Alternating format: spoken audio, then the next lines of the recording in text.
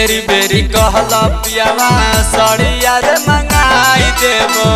बेरी बेरी कहला पियावा सड़िया रे मंगाई देबो।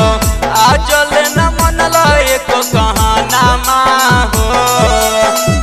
आज ले न मनला एको कहानामा हो।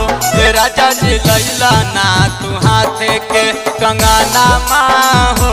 ए राजा जी लैला ना तू सोनामा के कंगनामा हो।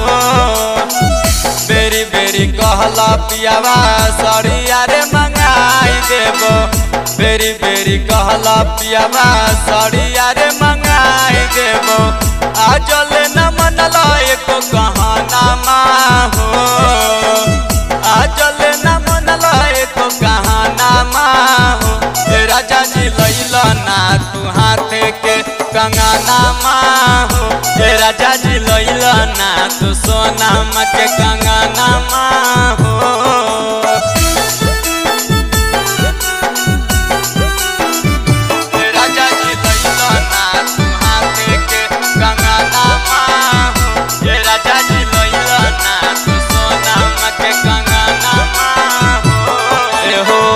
करी मीठी बतिया हमार मारी ले लमतिया हो।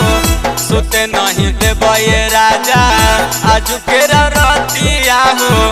आजू के रतिया जी करी मीठी बतिया हमार मारी ले लमतिया हो। सुते नहीं देबे राजा आजू के रतिया हो। आज ले न लैला जोड़ा गहनामा हो। कही के न लैला पिया गहनामा हो। ए राजा जी लैला ना तू हाथे के कंगनामा हो। ए राजा जी लैला ना तू सोनामा के कंगनामा हो।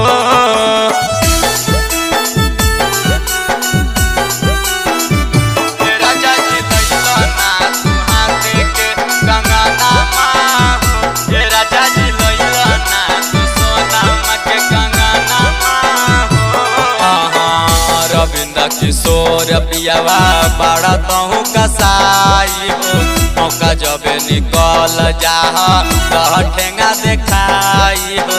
कह ठेंगा देखाई जी सचिन बेदर्दी पियावा बड़ा तहु कसाई हो।